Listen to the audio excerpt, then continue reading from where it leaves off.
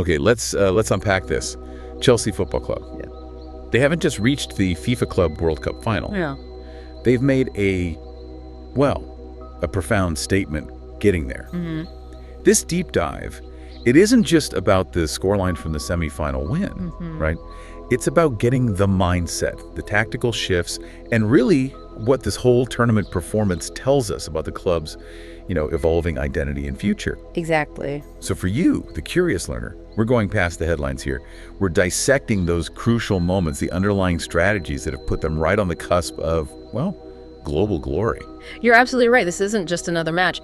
Getting a spot in the Club World Cup final, that's a massive achievement. Huge. Especially when you think about the new format, this expanded competition. You need a Champions League win just to even qualify. Right. And if you look at the bigger picture, it really signals, I think, a significant shift in how Chelsea is tackling these big stage tournaments. Well, we're seeing an intensity, a hunger for every trophy that perhaps hasn't always been there consistently in other cups recently. It feels like a powerful statement of intent playing out right now on the biggest stage. That hunger, it was definitely on show in that semifinal against Fluminense. Yeah. Captained by Thiago Silva, still going strong. A decisive 2-0 win. And the real star of that match, scoring both goals. João Pedro. Their new 23-year-old Brazilian striker, João Pedro. What an impact in his very first start for Chelsea. Incredible, wasn't it? Those goals were clutch.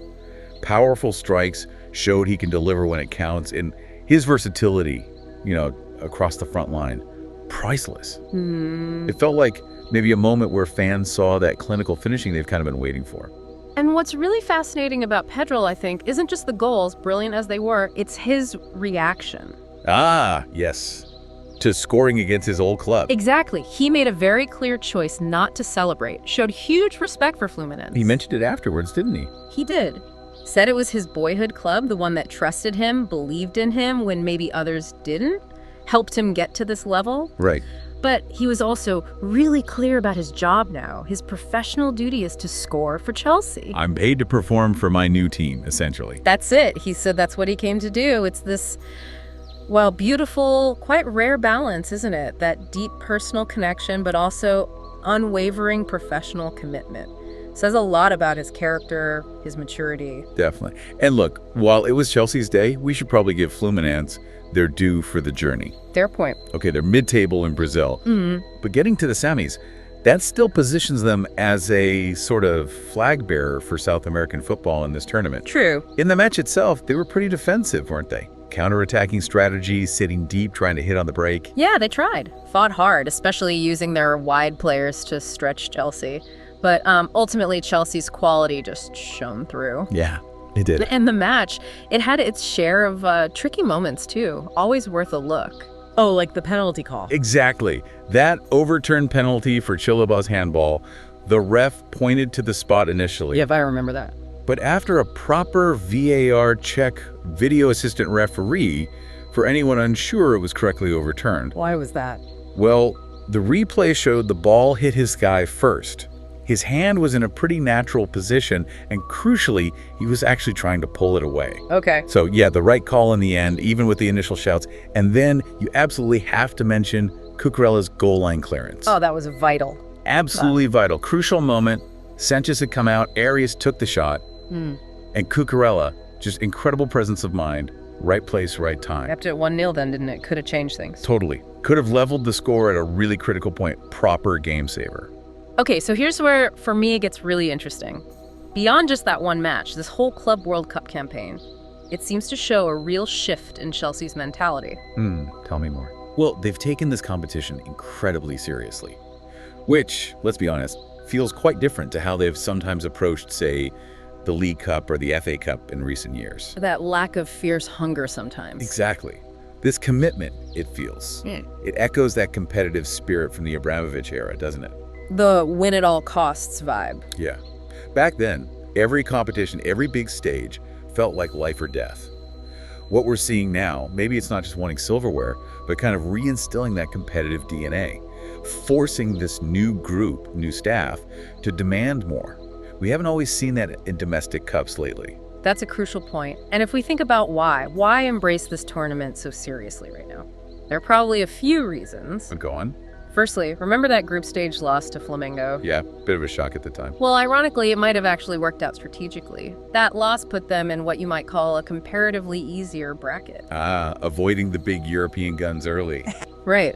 No City or Inter Milan right away. Now look, they still had tough games. Palmeiras, Benfica, not easy by any stretch. But the path was maybe less daunting.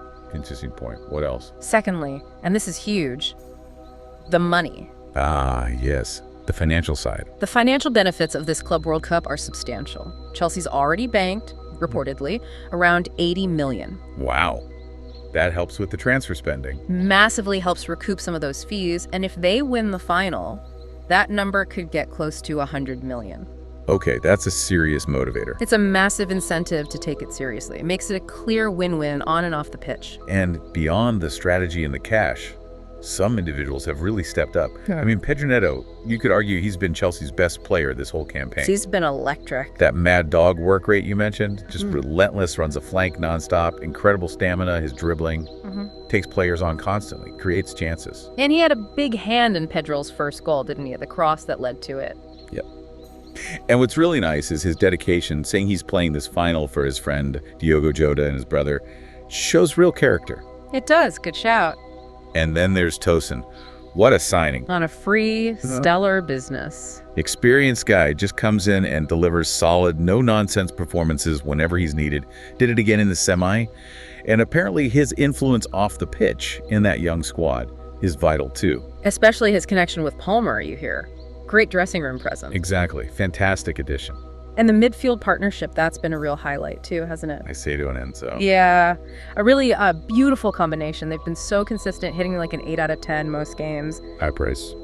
Well, Caicedo, despite that huge fee, he's really answering critics with sheer passion, commitment, incredible work rate, covers so much ground. And then Enzo Fernandez, he brings the vision, that dynamic movement that works so well with Caicedo. Like for the second goal?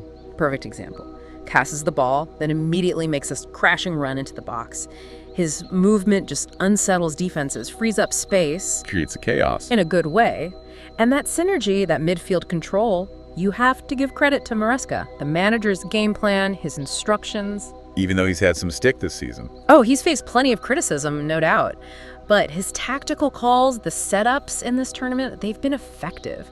Created this cohesive, controlled midfield. That's been key to their success here. But, okay, while there's lots to be positive about, we do need to touch on some worries, some squad dynamics. The goalkeeper spot. Robert Sanchez. Yeah. Still feels like a major problem, doesn't it? It does. There's that feeling they need, well, what some fans call an alien keeper. Someone truly world-class, yeah, a difference maker. Someone who wins you points, makes those huge saves consistently. To avoid losing points in the big games. His decision-making sometimes. Leaves you wanting more, yeah. Then there's Nico Jackson. Yeah, what about him? Look, he's a decent footballer, valuable squad player, Premier League experience, counts for something. But it feels pretty clear now, doesn't it? Pedro and Liam Delap, they seem ahead of him in the pecking order. You saw it in the semi. Little moments, like shooting from a tough angle when Cole Palmer was wide open. It suggests maybe the pressure's getting to him, trying too hard to prove himself. Tough spot. Okay. On the flip side, Cole Palmer, he keeps impressing. Physicality in duels, that vision for assists. He's been excellent. And Nkunku showed flashes too, qualities there, even if his future feels a bit uncertain. True. Medwake, though. Yeah, Madwake had a notably poor game when he came on. Didn't work out. So, looking ahead, defensively, still need reinforcements. Definitely. An understudy for Cucurella seems important. Maybe another center back for depth. And moving players on. Yeah, frankly, they need to shift some of those, let's call them failed gambles, like João Felix, Disasi. Recoup some funds, clear the wage bill, make room. And all this, it brings up a really important question, doesn't it, about squad depth. Resilience. Especially heading into a final against, let's face it, a truly elite side. You mean Caicedo's injury? Exactly. Moises Caicedo picked up that ankle injury in the semi. He came back on briefly, but looked like he was playing through pain. There's got to be significant doubt about his fitness for the final. Is critical. Absolutely critical, especially against top European teams. And remember, Chelsea had already used all their subs when it became obvious how much pain he was in. Highlights of vulnerability. It really does. How will they cope if a player that crucial is unavailable for a huge game like this? His absence could totally change that midfield balance, that control they've had. Big test. It's a massive test of the squad's real depth and resilience, and maybe it points to that broader need, building a roster that can actually withstand losing key players now and then. So wrapping this up, what does it all mean for Chelsea? They've navigated this tough Club World Cup campaign, showing a level of commitment, a real intent that's definitely resonating. They've shown team spirit, a unified approach, and some crucial individual brilliance, especially from those new signings who've hit the ground running. Yeah. Feels like it's not just about winning games, maybe it's about rebuilding that winning mentality, right, reasserting who they are. Exactly. Look, whatever happens in the final, and they could be facing a superior side, Real Madrid, PSG, whoever, this deep dive shows that just getting there, the journey itself, is a profound statement. Right. It signals their ambition, their renewed focus. Enzo Fernandez put it well on social media after the semi, didn't he?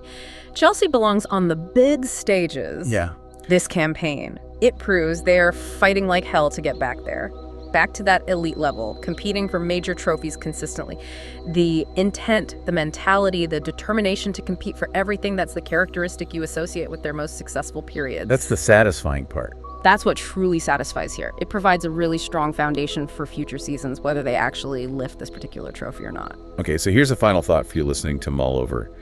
Does Chelsea's really serious approach to this new Club World Cup format signal a bigger shift?